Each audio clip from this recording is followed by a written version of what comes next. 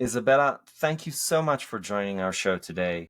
I really appreciate you joining us and sharing your story and being vulnerable with us. That is not an easy thing to do, and I just wanted to say, truly, truly, I appreciate you and thank you. Thank you, Ari. I'm very grateful for the opportunity to be able to share my story, and I appreciate that you're opening your platform for that to happen. So thank you. With your permission, I would like to ask you a little bit of a difficult question and ask you to return to the most difficult point in your life. There's really two that were equally as difficult. I didn't expect that question, so I'm probably going to cry. But the most difficult time in my life was when I was 3 months pregnant with my second child, and my husband had gone off to work. He was he was a genius, and he was a brilliant man, a spiritual warrior and a real warrior. And he was just started up a new company where he was training executives from Telecom. It's an Australian telecommunications company.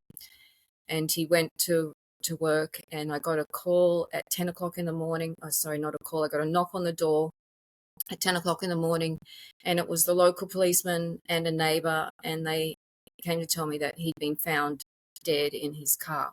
And it was worked on by the paramedics, but he was completely gone. So I was my dreams of living on a farm and being self-sufficient, that's what we were working towards.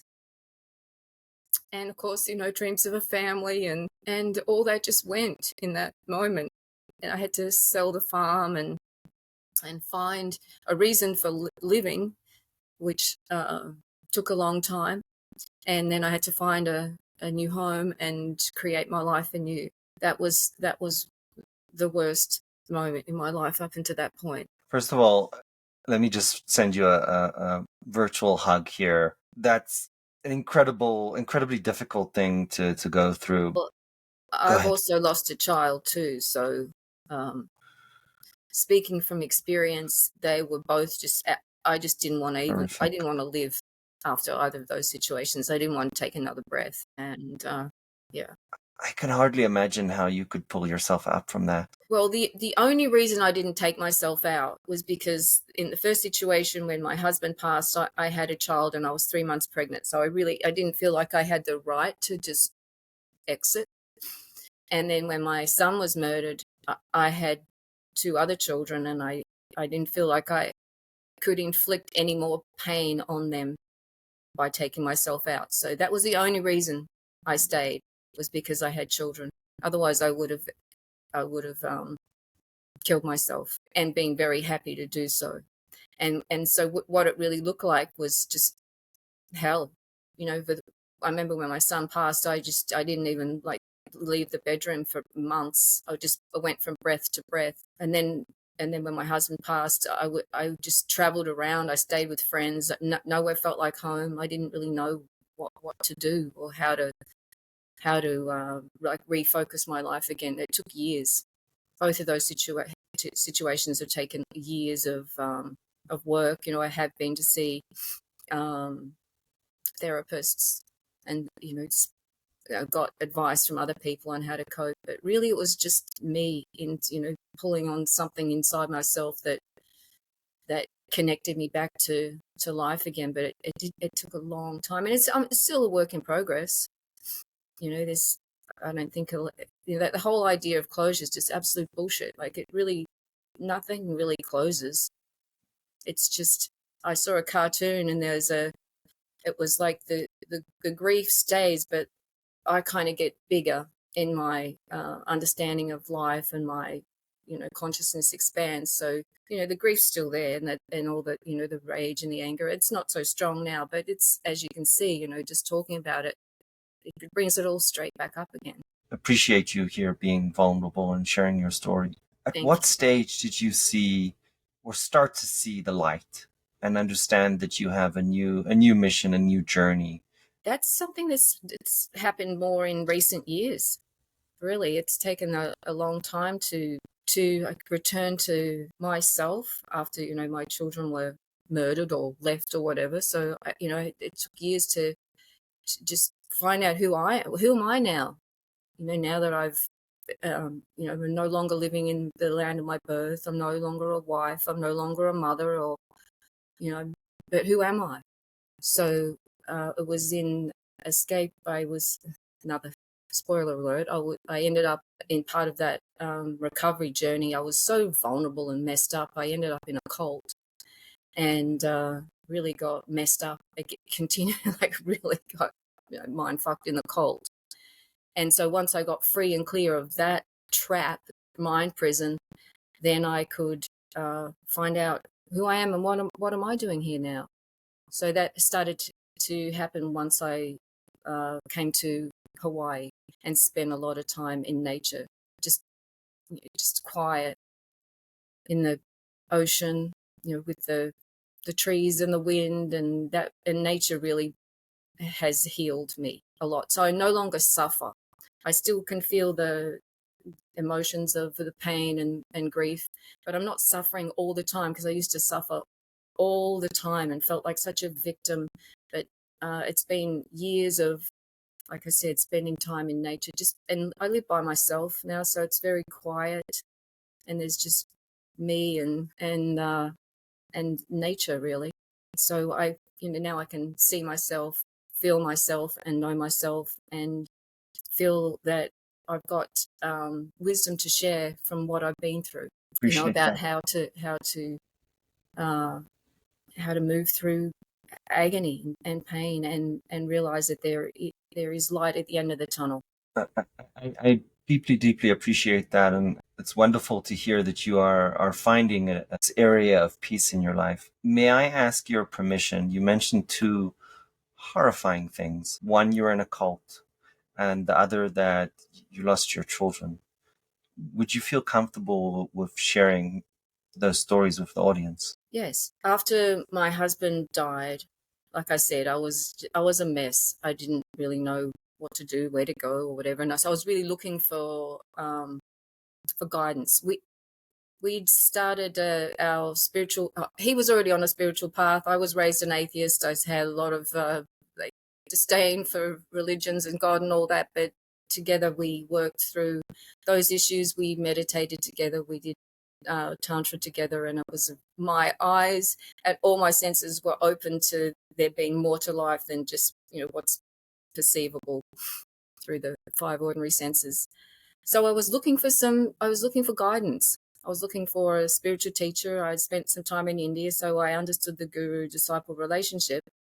And I met this man who there was a lot of synchronicities and that went on, and I felt like he was my guru, and he invited me to come and train with him in Laguna Hills in California.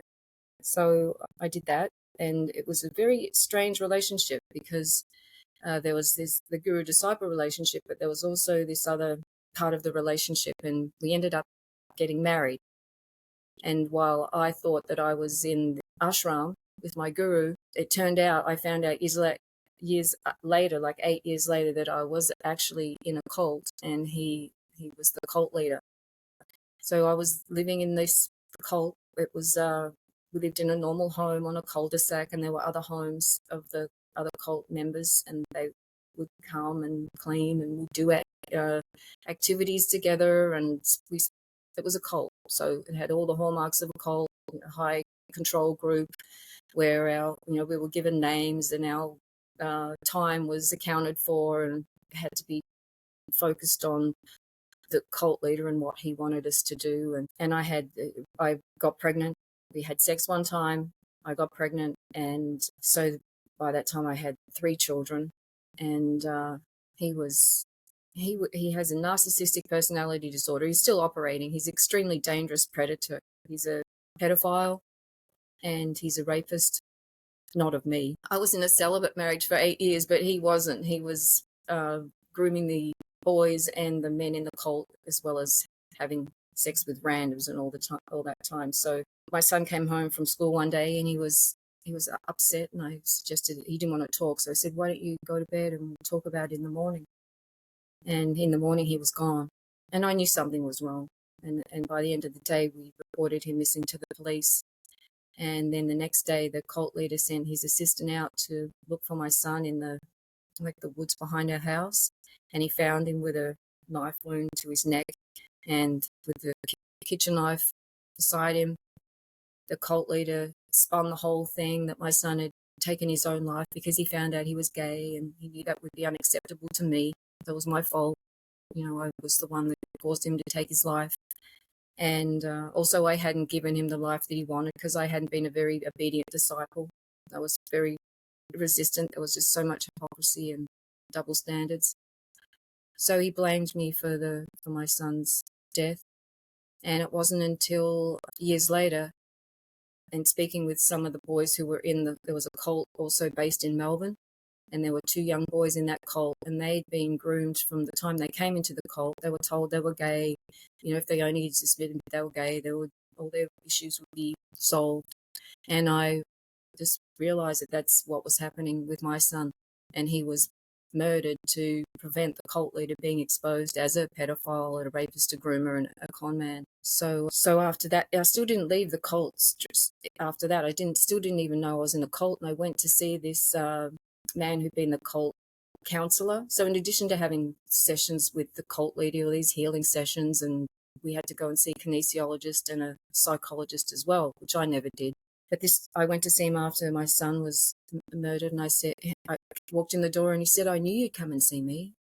You know you're in a cult, don't you?" And I said, "No, I don't know I'm in a cult. I thought I was in an ashram with my guru." And he said, "Go home and Google cult characteristics."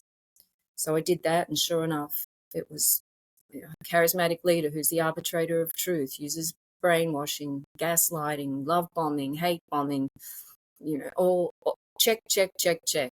And I realized I was in a cult, and I had to get out. And it turned out my family all knew, my friends all knew, but no one said anything to me in that whole 8 years. So I know this goes against popular opinion or like professional opinion, but from my experience, if you know someone's in a cult, tell them, because I didn't know. I don't know how I would have got out if I hadn't been told. But I think it's important to know, provide evidence. Like, it would have been good if I'd had photos of him with his hook, get a PI and follow him and do a forensic accountancy, and other cult members could have come forward and said what was happening to them, but there was this code of silence. So when I found out, I left. He still had me trapped because I had a child with him, and he wasn't going to let me leave because of the laws. And then on a spiritual level, he said that we'd been working for tens of thousands of lifetimes to get to this point. So if I left, I'd be turning my back on God, on my purpose, on myself.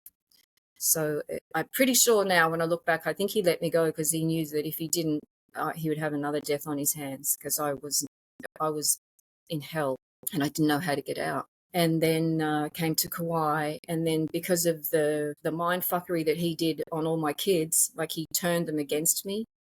He poisoned them. He told one of them I love more than the other. He did that, what narcissists do. It's called triangulation. They just turn people against each other with themselves looking like the savior. So he did that with my other children, and they were brainwashed and mind controlled, and that's where they are. So it was a very expensive lesson, that whole cult time. I still deal with guilt and shame that I got involved, that I stayed involved, because people could say, well, you could have left any day. But that's not really, or how did you get into a cult? It's not really understanding that it has nothing to do with intelligence, but it's all related to emotional wounding. And I had that.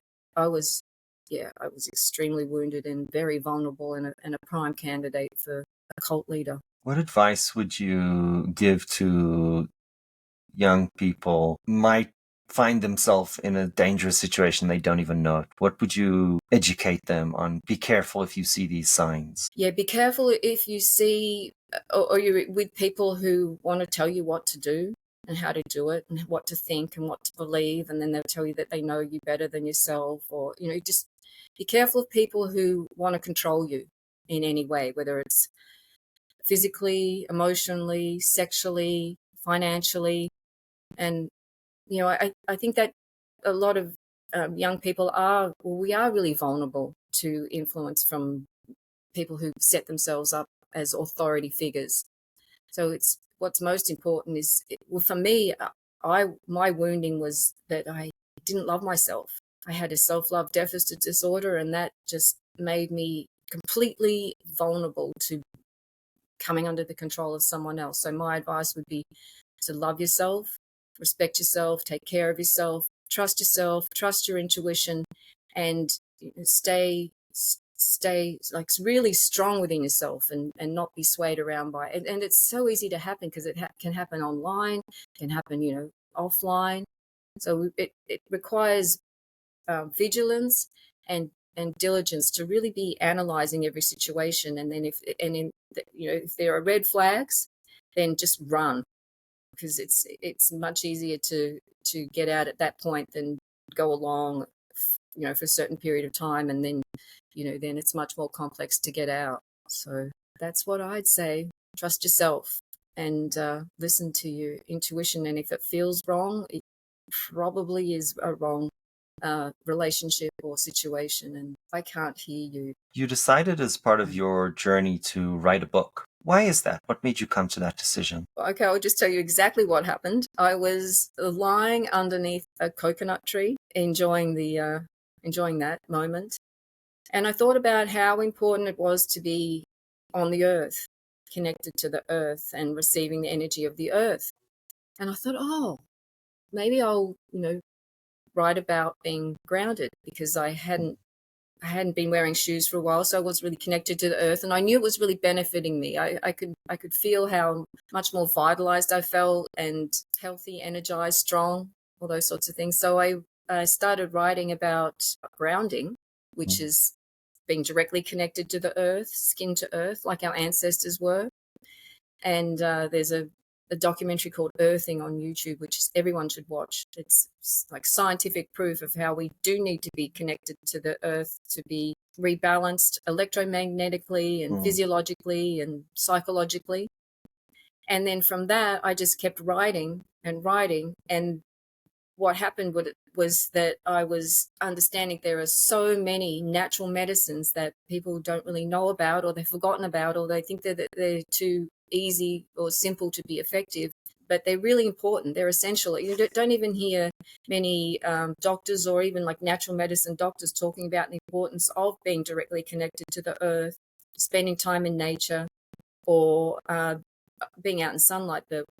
What I do is I sun gaze. So I receive the light of the sun as it goes above the horizon, and then also when it sets at night too. So I receive that sunlight directly into my eyes. So what my book is a collection of all the medicines that are available to us through nature and through our bodies, because we have all this, like I'm calling them body technologies that we can use to improve our health, like our breath, for instance. Breath work's been it's an ancient way of increasing your physical, mental, spiritual health. And we've got, we can use our voice, we can move our body. And so the book is really like hundreds of natural medicines. And then also the spiritual technologies that we can use. Like today I was even writing about hair as being a technology. Our hair's like, it's not a dead thing, it's their antennas that pick up from the environment. And, we can receive information, not that we're always conscious about, but we are receiving information through our hair. And when hair is grown to its longest length, the body will start producing calcium and phosphorus and magnesium. So, there's so much about our bodies and our natural world that we really do not understand. And especially now when most people are relating to life through a black screen or an electronic device, it's very disempowering for human beings to be living life through screen technologies. We really need to be, living life through the natural world primarily. So that's what I'm writing about. It's so interesting because I feel that the things that get time and get out there is when there's a financial incentive. So if it's a pill or if it's a tool that somebody's selling, then yeah, somebody has a financial incentive to talk about it. But if it's spending, 10 minutes in sunlight to get, and keep me honest here, I think it's vitamin E that gets generated when you're in the sun, and I might be mistaking which vitamin. Um, or if it's, as you said, spending some time in nature, that's scientifically proven to reduce stress levels. Nobody is making money off of that. Nobody is becoming rich or famous out of doing simple things. Everybody knows that, just 10, 20, 30 minutes of physical activity a day is great for you, but yet nobody's there for benefit financially, so we don't talk about it. But the truth is, you're right. There's a lot of things you can do. They're free. And you talked about breathing, taking a deep breath, right?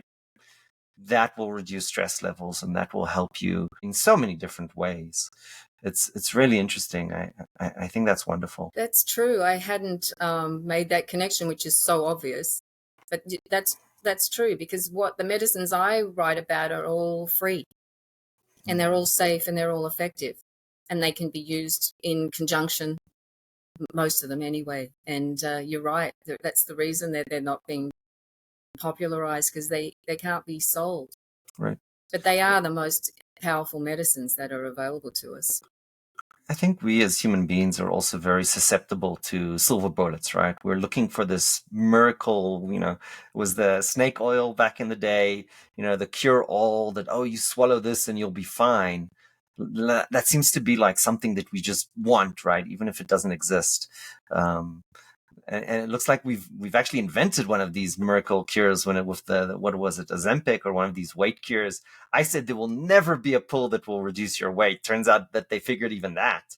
But doing the work, going on a hike, that's a little bit more difficult, right? But it's clearly free, obviously. What are they? Give us a little bit of an example. So we talked about breathing, we talked about nature, which we love hiking and we love nature.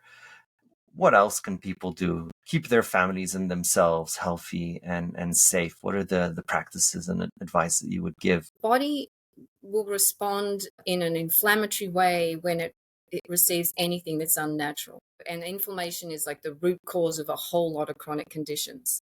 So that means if we eat anything that's unnatural or highly processed, the body's going to immediately set up this inflammatory response, because it feels like it's being under attack.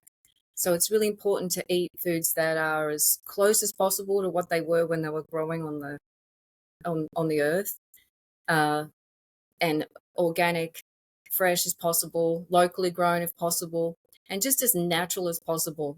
I'm not into like raw food diet, but yeah, we need some raw foods. We need to eat a lot of leafy greens. Our DNA is most similar to chimps, and they eat like 97% leafy greens. So we need to have a lot more green leaves in our diets, in smoothies or salads or whatever it is.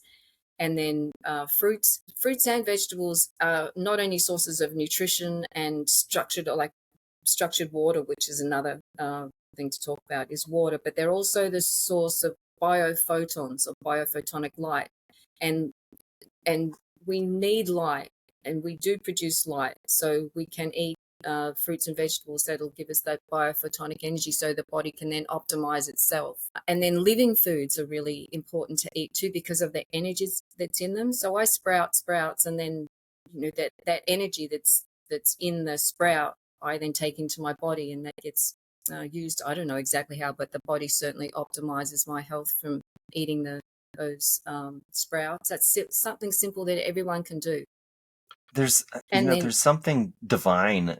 I apologize for using that word, but that's how I no, felt don't about. apologize.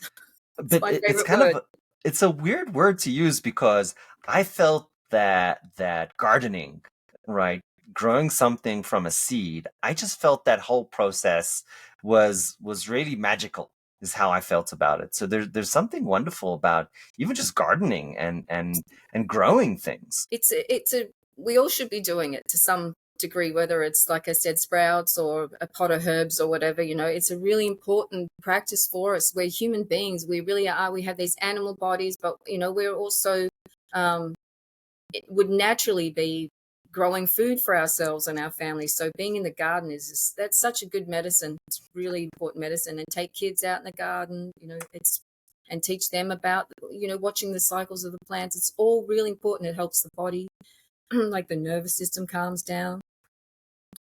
And there's a series of books called The Ringing Cedars. Mm. And it's about a woman who lived in Siberia out in the, out the tiger or whatever, she's very attuned to nature. And so she meets this man and she starts teaching him what she knows. And one of the things she teaches, that if you take a seed and hold that seed under your tongue for a certain amount of time, Mm. so that the seed's then impregnated with your saliva and your energy and your DNA. And then I think that there's a planting with the moon. A lot of these like highly evolved gardening practices are related to the cycles of the moon. And then you plant the plant, and that plant will grow and have medicine that's specific for you. And my understanding is, because there's consciousness everywhere in nature. It may not be human consciousness, but plants have consciousness. So trust and know and communicate with the plants that I am growing, that they will grow so that they're optimizing my health as well. And it is divine, and I'm happy to use that word. It just It is struck me, magical. you go to the supermarket, you buy your hopefully fruits and veggies, and you kind of take them for granted.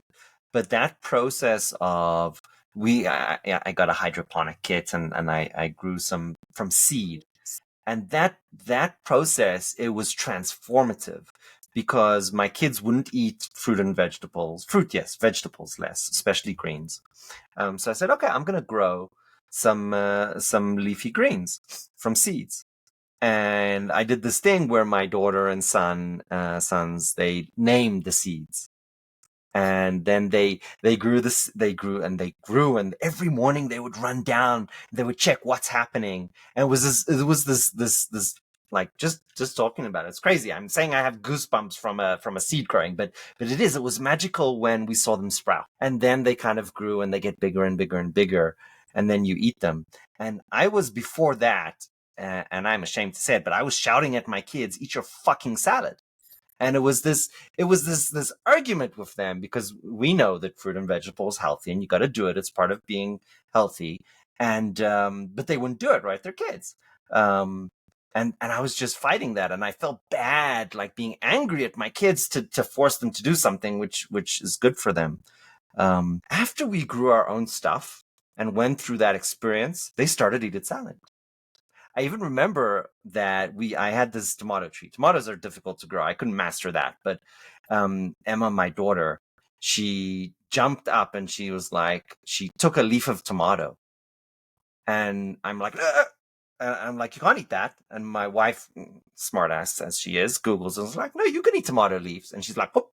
So, a month ago, she wouldn't eat like lettuce. Now she's eating tomato tree leaves, not even the tomato itself. And I was like, this process, this experience of growing your own stuff, it truly is magical. Look at the change that it had to my children. So I was just so impressed by that, on the magic, right? Or the spiritual change, or whatever you want to call it, of that connection to nature, what that can do, even to children, instead of fighting with them, right? They make that change in themselves. That's absolutely delightful. That was brilliant. Well done. That was divinely inspired. Oh, Perfect. to Absolutely me, it was perfect. just blind luck. I just fell upon this thing. I was like, oh, we should do that, and it just turned into this crazy thing. Um, and today they eat salads, no problem. Hmm. Such a transformation. I think a lot of parents fight with that. Yeah. Oh, eat your veggies, right? That whole thing. Um, so that was such a surprising experience for me. So I love your comments about gardening and these natural remedies that are out there. Right. Um, And just for that, to be connected to nature like that, it's so important for all of us. And you've given that gift to your children now that they're going to have for the rest of their lives. So that was brilliant. Good job. Excellent parenting. I I, was going to I for you. Go ahead. I was going to also say about water and drinking pure water, because the quality of the water that we drink really affects our health. And while spring water is optimal, and I'm not talking bottled water because that can Hmm. have microplastics in it, but if you can find a spring, and there are websites that will indicate where springs are, and then take bottles and fill up your water bottles to drink spring water, Otherwise, another way of optimizing water is to take it out into the sun and leave it in the sunlight, and it'll receive the photonic light, and then it's taken to a higher level so that the body is better sort of hydrated by the water. You can also put, even if you've bought the fruits and vegetables from the supermarket, you can just put them out in the sun for a little bit before, like the fruit, just put it out in the sun for a little bit before you eat them, and then they're also increased in their vibration. You can make sun tea by putting a tea bag in a clear glass and putting that out in the sun, and then that makes sun tea. So there are lots of also another, this is, I don't know how far to go with this, but also we can bless water and food. You thank it and it will increase its vibration. There's a woman called Veda Austin, and she kind of follows the work of a man called Masaru Emoto, and he was the guy that froze water after exposed some water to kind, loving comments, and some water to verbal abuse, and then some water to nothing at all. And then when he froze the water and looked at the ice crystals, the water that had been spoken to lovingly had beautiful crystals, and the one that had been abused had all these fractured, jagged crystals, and the other one, I think, was sort of somewhere in between that.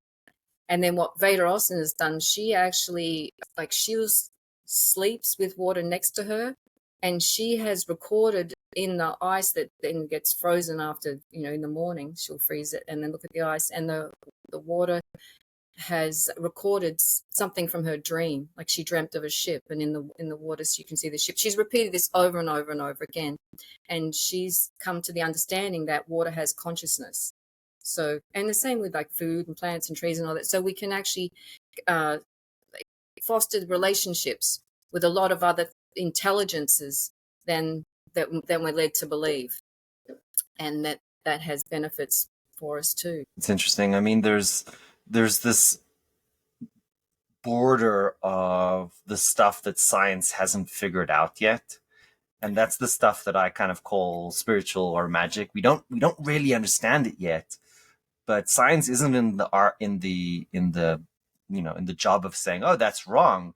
Science is in the job of really exploring and figuring things out. And the one thing that any scientist will tell you is that we don't know everything.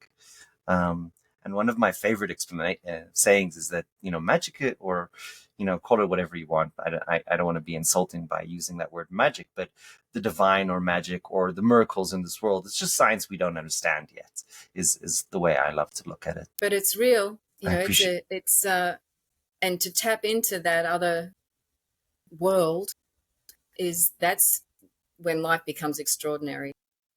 Really, the synchronicities and the blessings and the optimal health that for me, that's come from deepening my connection with the unseen intelligences that surround me.